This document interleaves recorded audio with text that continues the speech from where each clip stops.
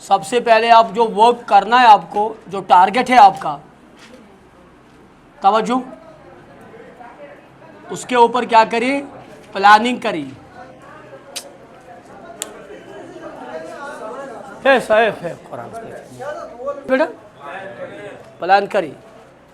और प्लान करने के बाद जो नेक्स्ट फंक्शन आई बोला, उसके बाद क्या करिए, ऑर्गेनाइज करिए। और ऑर्गेनाइज बहुत सारी चीज़ें, रिसोर्सेज लगेंगे, उनको ऑर्गेनाइज करना है, वो को डिवाइड करना है, किसको कितनी अथॉरिटी देनी है, किसको कितनी रिस्पॉन्सिबिलिटी देनी है, अथॉरिटी और रिस्पॉन्सिबिलिटी में क्या रिलेशन है, कम्युनिकेशन इफेक्टिव सिस्टम होना चाहिए, अथॉरिटी सेंट्रलाइज रखनी है कि डिसेंट्रलाइज करना है, फॉर्मली चलना है कि इनफॉर्मल चलना है। तो बहुत सारे स्ट्रक्चर्स हमने देखे, तो वो सारे का सारा काम पे आ जाता है ऑर्गेनाइज।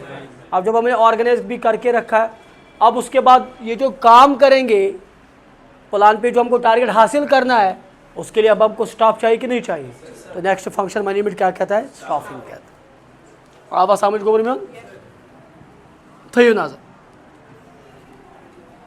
स्टाफिंग वो फंक्शन है मैनेजमेंट की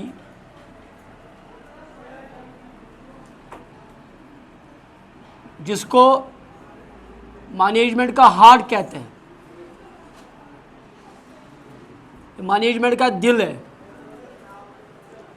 स्टाफिंग को अगर वैल्यू के हिसाब से देखेंगे तो ये मैनेजमेंट का दिल माना जाता है स्टाफिंग। क्यों मैनेजमेंट का दिल माना जाता है? वजह यह है, आप जितना भी पैसा ना क्यों ना लगाए, कितनी भी बेहतरीन प्लानिंग क्यों ना करे, जब तक उस प्लान पे अमल करने वाले लोग, आपका ह्यूमन रिसोर्स अच्छा ना है, तो वो प्लानिंग सारी की सारी ज़ाया हो जाती है। अगर नेशनल लेवल पे बात करेंगे, जो डिपार्टमेंट्स के अंदर, ऑफिस के अंदर प्लानिंग बनती है, वो प्लानिंग फिर तब सोसाइटी को फ़ायदा देती है जब उस प्लानिंग पे अमल करने वाले ग्राउंड लेवल पे लोग काबिल हो। अरे बोलो यार, किसी ब्रिज को बनाने के लिए रखते हैं 10 करोड़ और जो कॉन्ट्रैक्टर्स से वो इस्तेमाल करते हैं 5 करोड़। 5 का गया घूस। तो कहने का मतलब है, जो अल्टीमेटली फिर डिपेंड किस पे होता है, काम करने वाले के हाथ पे डिपेंड होता है। समझ आ रहा है? तो that is why the staffing as a function of management is considered as heart of management. क्या माना जाता है बेटा? ये मैनेजमेंट का दिल माना जाता है। राइट, चलिए, है क्या? बिल्कुल कुछ भी नहीं है। स्टाफिंग आपको बोलेगा राइट पर्सन कौन है और उसके लिए राइट जॉब क्या है। स्टाफिंग आपको बोलेगा राइट पर्सन कौन है और उसके लिए राइट जॉब क्या है और उसके लिए राइट टाइम कौन सा है। बस that's it. It is the function of management is concerned with identifying the right person for the at the right time. समझ आवा? ये right person और right job, this is very important. और इस right person को appoint करना right job पे, ये एक आम इंसान की बात। right person कब है? जब उसको right job मिलेगा। राइट जॉब कब है? जब उसको काम करने का, उस जॉब को अंजाम देने के लिए अच्छे हाथ मिलेंगे। नहीं आ रहा समझ में? एक बंदा मैनेजमेंट के पोस्ट पे, मैनेजर के पोस्ट पे आता है, वो ऑर्गेनाइजेशन को 0 लेवल से टॉप लेवल तक पहुंचाता है। दूसरा वही बंदा उसी कुर्सी पे बैठता है, वो उसको टॉप से नीचे लाता है। नहीं आ रहा समझ में?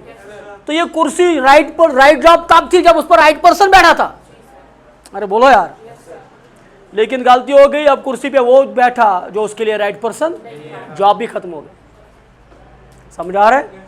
तो दूसरी जगह आप सुनोगे, स्टाफिंग कहता है you have to match the job. बोला था मैंने, this is very important. Right person right job के लिए ढूंढने के लिए आपको क्या देखना है? मैच करना है जॉब का, जिसमें 2 चीजें जरूरी है।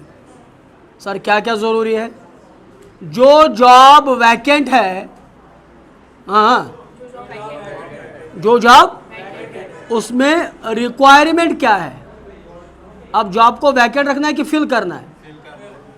अब इसको वैकेंट रिक्वायर को फिल करने के लिए हमारे पास क्या रिक्वायरमेंट है फिल करने के। दूसरा, जो आपके पास, आपके नज़र में जो कैंडिडेट है उसके पास क्वालिफिकेशन क्या है।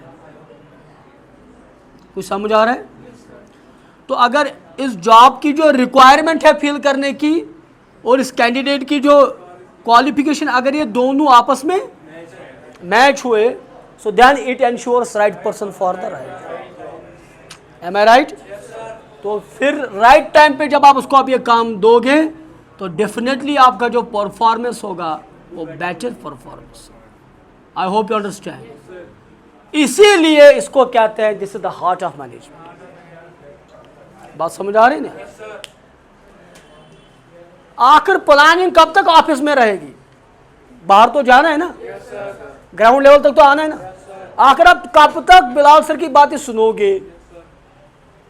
आपको ग्राउंड लेवल पे जाना है और ग्राउंड लेवल आपका है जब आप एग्जाम में परफॉर्म करो। असल में ग्राउंड लेवल आपकी प्रैक्टिकल लाइफ है जो इसके बाद फ्यूचर में मिलेगी। फिलहाल तो पेपर की बात कर रहे थे। जाना है कि नहीं जाना है। फिर आप बताओ मुझे उस एग्जाम के लिए आप राइट पर्सन हो। ये देखो, नहीं आ रहा समझ में। मैं आपके लिए राइट पर्सन हूं, ये भी देखो। ये आप पे उंगली नहीं, मेरे पे भी उंगली।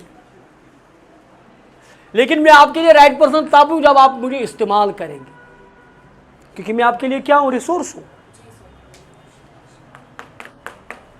अरे बोलो यार। तब जाकर परफॉर्मेंस क्या होगी। Is it clear. तो ये समझ आया क्या है। So staffing ensures to match the job in the organisation. So what is the match the job between, there are two requirements. One is the job requirements and there is the candidate qualification. पता चला हमको accountant की जरूरत है और हमने BA पास लड़के को अपॉइंट किया। There is no matching between this two. Job की रिक्वायरमेंट कुछ अलग और कैंडिडेट की क्वालिफिकेशन अलग, तो ये तो जस्टिस करेगा ही नहीं। अरे हाँ या ना, ये तो जस्टिस करेगा ही नहीं। ये तो इस जॉब की जो रिसोर्स, मतलब ये आपको जो परफॉर्मेंस दिखाएगा वो तो आपके सामने नहीं आएगा, क्योंकि आपने राइट पर्सन को राइट जॉब पे नहीं रखा है। मैंने इससे पहले भी आपको पता, इंडिया में सबसे बड़ी जो चैलेंजिंग सिचुएशन है वो क्या है, अनएम्प्लॉयमेंट है। और अनएम्प्लॉयमेंट में होती है बेरोजगारी। अब बेरोजगारी ज़्यादा चिंता नहीं है, चिंता ये है कि इंडिया में राइट पर्सन राइट जॉब पे नहीं है। जो जिस जॉब पे होना चाहिए वो तो केला बेच रहा है। अरे बोलो ना। कंपनी का जो हेड होना चाहे वो तो कंपनी के मतलब लोअर क्लास में आ जाता है। कुछ समझ आ रहा है। तो इसीलिए हमारे पास उसको कहते हैं अंडर डेवलपमेंट, अंडर एम्प्लॉयमेंट। क्या बोलते हैं, अंडर एम्प्लॉयमेंट बोलते हैं। तो चलिए ये समझ आया यहाँ तक। अच्छा जी, जब भी बात करेंगे हम मेरे बच्चों स्टाफिंग की, किसकी बात करेंगे, तो आपको स्टाफिंग के प्रोसेस की बात करें, वरना आपको लिए स्टाफिंग कॉन्सेप्ट अंडरस्टैंड करना impossible. Whenever you talk about the staffing, you must talk about the staffing process, right? Yes, sir. Staffing process. Very nice. In the staffing process, ध्यान से सुनिए, मिशन क्या है, फॉर द राइट जॉब। समझ आ रहा है। yes, सबसे पहले हम जो प्रोसेस में जो पहला लाएंगे दैट इज एस्टिमेशन। क्या करेंगे बेटा, एस्टिमेशन ऑफ ह्यूमन रिसोर्स और रिक्वायरमेंट। क्या देखोगे, ह्यूमन रिसोर्स। भाई आपको नए कैंडिडेट्स को लाना है। अब पहले इतने देखो तो वैकेंसी कितनी। जब किसी ऑर्गेनाइजेशन में जॉब की अपॉर्चुनिटी निकलती है उसमें क्या होता है, जितने आएंगे उतनों को लेंगे। तो फिर 10 है, 20 है, 100 है। सबसे पहले क्या करोगे, estimation of human resource in the organisation. Means क्या है, इसका मतलब नंबर ऑफ वैकेंसीज या जॉब वैकेंसीज। ओके, इतना ही नहीं, ये तो एक पॉइंट। दूसरा टाइप ऑफ वैकेंसीज, ये तो सबसे इंपॉर्टेंट, जिसकी तरफ हम कम चले जाते हैं। जॉब कितने हैं और कौन कौन से किस्म का जॉब है, क्लर्क कितने, अकाउंटेंट कितने हैं, ब्रांच मैनेजर कितने वगैरह, ये तो टाइप आएंगे ना, उनको मिलाकर बनेंगे number of vacancy. This is called estimation of human resource. अब समझ एम पद बोल। उसके बाद जो दूसरा है that is called recruitment, not requirement. बोलिए, that is called recruitment process या technique. In the recruitment process first of all, जो बड़ी बड़ी ऑर्गेनाइजेशंस होती हैं, जब उनके पास कुछ जॉब वैकेंट आते हैं, वो सबसे पहले बाहर नहीं जाते, एक्सटर्नल वर्ल्ड में नहीं जाते पिक करने के लिए नए कैंडिडेट्स को। सबसे पहले वो अपनी विद इन ऑर्गेनाइजेशन में चेक करते हैं, हमारे पास अपना तो कोई नहीं जिसको हम ये जॉब अपॉइंट कर सकते। अरे ट्रांसफर का मतलब क्या होता है, क्यों, बस बात खत्म होगी। ट्रांसफर का मतलब होता है जब एक इंसान को मूव किया जाता है फ्रॉम वन प्लेस टू, यहाँ पे इसका काम थोड़ा कम था, अब इसको निकाल के वहां रखा, वहां पे काम ज्यादा था, बाहर से लाया, किसी को बाहर से लाया, ये तो विद इन द ऑर्गेनाइजेशन है, from one department to another department. जैसे मान के चलो सपोज बॉयज हायर सेकेंडरी में अकाउंटिंग की लेक्चर की जरूरत है और रानी बाग में अवेलेबल है ऑलरेडी, वहां पे 2 ऑलरेडी है, तो वहां पे काम एक के लिए, लेकिन है कितने, तो वहां से एक को निकाल के वहां ले जाते। This is with in the organisation. तो जॉब फिल हो गया कि नहीं हो गया। तो सबसे पहले ऑर्गेनाइजेशन में जब हम रिक्रूटमेंट करते हैं, सबसे पहले क्या करते हैं हम, इंटरनल रिक्रूटमेंट। बात करो यार, बोलिए ना। आपने देखा होगा हर जगह पे जॉब वैकेंसी, लेकिन शायद अगर आपका ध्यान गया होगा, आज के बाद जाना भी चाहिए, जो यूनिवर्सिटी होती है, यूनिवर्सिटी ऑफ कश्मीर की जैसे बात करते हैं, वहाँ पे कभी आपने नहीं देखा होगा जॉब वैकेंसी। स्टार उठा के देखो पिछले 10, 20, 15 साल की। वजह ये है कि वो जब भी वहाँ पे जॉब वैकेंट होता है वो इंटरनल रिक्रूटमेंट करते हैं। क्या करते हैं बेटा, मतलब कौन से लोग होते हैं वहाँ पे जो PhD करते रहते हैं, जो मतलब रिसर्च करते हैं, उन्हीं को अपॉइंट करते हैं, जो पिछले 4-5 साल से 10 साल से वहाँ पे काम कर रहे हैं, स्टडी कर रहे हैं, रिसर्च कर रहे हैं। अगर कोई वैकेंसी किसी डिपार्टमेंट में आ गई, मान लो कॉमर्स डिपार्टमेंट में वैकेंसी आ गई और एक बंदा है, एक HOD वहाँ का, उसके नीचे 4 लोग काम कर रहे हैं पिछले 12 साल से, वो उन्हीं को अपॉइंट करते हैं। So that's recruitment is called, समझाओ इंटरनल रिक्रूटमेंट, समझाओ असल पर। अच्छा, ट्रांसफर से एक और होता है, प्रमोशन भी करते हैं। तवज्जो से सुनिए, मान लो एक हायर जॉब है, अब हायर जॉब हमारा थोड़ा बड़ा है, इसमें 4 लोग ऑलरेडी है, अब एक की एज अब अबव 70 हो गया, अब उसको रिटायर होना है। अरे बोलो ना, अब एक बंदा निकला यहाँ से, तो अब कितने रहे, लेकिन काम कितनों का है। अब हम नीचे देखते हैं, जो लोअर जॉब हमारे पास है, लोअर जॉब में 10 लोग हैं, कैंडिडेट्स है, लेकिन वहाँ पे हम देख रहे हैं 8 लोगों के लिए काम है। अब हम यहाँ से को देखेंगे, इन 10 में से हम टेस्ट करेंगे, यहाँ से कौन अच्छा है तो उसको हम क्या देंगे, हायर जॉब ही दे सकते। तो कभी कभार प्रमोशन भी बन जाता है इंटरनल रिक्रूटमेंट। सो कभी कभार आप देखोगे there are 2 examples of internal recruitment, one is transfer from one place to and another is promotion from lower level to higher level, मगर with in the organisation. Clear go. अच्छा, दूसरा होता है जब सबसे मेन है, that is called external recruitment. ये छुआ जिगर, एक्सटर्नल रिक्रूटमेंट बोलिए, आवा समझ। सबसे पहले एस्टिमेशन ऑफ ह्यूमन रिसोर्स, कितने हमारे पास जॉब्स वैकेंट है और कौन कौन से टाइप के वैकेंट है। उसके बाद रिक्रूटमेंट प्रोसेस, सबसे पहले जितने जॉब्स वैकेंट हैं सबसे पहले हम with in the organisation check करेंगे हमारे पास अवेलेबल कितने हैं। उसके बाद जाएंगे कहाँ, बात सुनो मेरी, क्या जा रहे हैं। अच्छा जी, अच्छा मान लो बड़ी मल्टीनेशनल ऑर्गेनाइजेशन की हम बात करेंगे, मान लो क्योंकि वो बड़ी ऑर्गेनाइजेशन उनके साथ वो तो एक जॉब के लिए तो एडवर्टाइज करेंगे नहीं, उनके पास जो बहुत सारे जॉब्स आते हैं। जैसे मान लो रिलायंस इंडस्ट्रीज को ले लो, रिलायंस इंडस्ट्री ने एक नया प्रोजेक्ट लगा, नई कंपनी लॉन्च की है। अब जिस कंपनी के लिए उनको चलाने के लिए 10-20 की तो ज़रूरत नहीं लगेगी, मान लो उनके लिए 250-300 लोग लगेंगे। अब 300 लोग तो पॉसिबल नहीं कि विद इन ऑर्गेनाइजेशन निकलेंगे, 4-5 निकल सकते, 10 निकल सकते, 50 भी निकल सकते, लेकिन 300 तो नहीं निकल सकते। तो अच्छा कस्टमर समझ, मान लो रिलायंस इंडस्ट्री ने एक नई कंपनी लॉन्च की है जिसमें 500 कैंडिडेट्स की ज़रूरत है और 100 कैंडिडेट तो विद इन ऑर्गेनाइजेशन ने हमें रिक्रूट कर दिए। अब बचे कितने, बात करिए बेटा, कितने, तो क्या ये जाएंगे लाल चौक में और उठाएंगे जो भी आएगा पहले उसको आज। तो क्या आएगी उसके बाद आएगा तीसरा, and that is called selection process. बेटा बताइए ना, अब सिलेक्शन प्रोसेस बहुत खतरनाक प्रोसेस। स्टाफिंग का 90% जो हम पढ़ेंगे वो पढ़ेंगे सिलेक्शन प्रोसेस। क्या पढ़ेंगे बेटा? तो शो ये तो 100 कैंडिडेट कहां से निकले थे और 400 कहां से लाओगे? तो एक्सटर्नल के लिए क्या करोगे फिर? यार बात तो करो।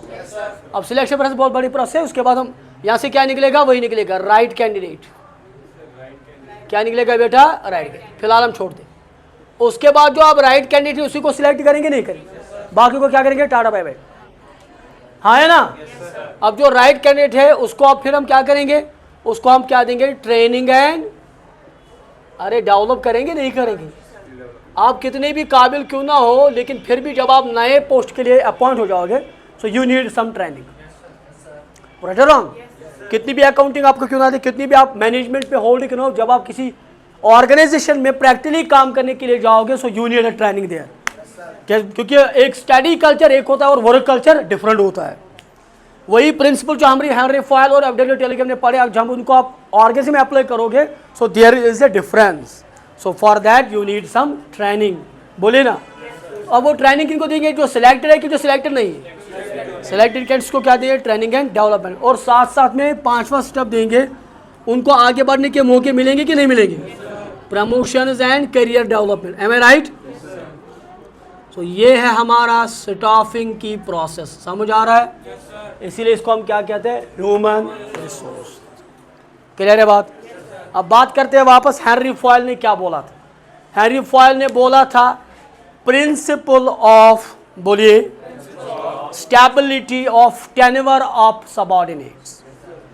क्या बोला? उनको ऑर्गेनाइजेशन में लाओ, उनको ऑर्गेनाइजेशन में लाओ जो कि स्टेबल हो। मीन्स जो आए जाए ना करे, जिनको लाओ उनको लाओ जो आपके लिए बेस्ट है, जो आपके लिए राइट पर्सन, उस पोस्ट पे अपॉइंट करो जो उसके लिए राइट जॉब है। बात समझ आ रही ना? और एफडब्ल्यू टेलर ने क्या बोला? Development of each and every subordinate. आप जो लाओगे उनकी डेवलपमेंट होनी चाहिए। और अगर आपने उसको लाया जो रिक्वायरमेंट जॉब के लिए और उसके पास वो सारा का सारा है, तो that itself development of a candidate. नहीं आ रहा समझ में? सुनिए अब बात, ध्यान से सुनिए मेरी बात। ये जो नॉलेजेबल होता है ना, जिसको पता है मेरे कॉन्सेप्ट्स क्लियर है, वो ज्यादा बात नहीं करता है अफसर के साथ, वो ज्यादा रिलेशन नहीं बनाता, उसको बनाने की जरूरत भी नहीं। वजह कि उसको पता है मैं ठीक हूं, मैं अपनी जॉब के साथ जस्टिस कर रहा हूं। रिलेशन कौन बनाता है? लड़ाई भी नहीं करनी है, लड़ाई नहीं करनी है, लेकिन फिर भी वो उसको रिलेशन, फालतू रिलेशन बनाने की जरूरत, एक इमोशनल नेटवर्क क्रिएट करने की जरूरत ही नहीं है। बात समझो मेरी? एक सोशल नेटवर्क क्रिएट करने की जरूरत, क्योंकि वो इनकम्प्लीट है। हाँ या ना? तो मेरे बेटो, अब अगर आपके पास वो जॉब मिला जो आपने पिछले 10 साल से पढ़ा है, जिसके लिए आप एक्सपर्ट बने, तो ये आपके लिए खुद में खुद डेवलपमेंट है। क्या है भाई?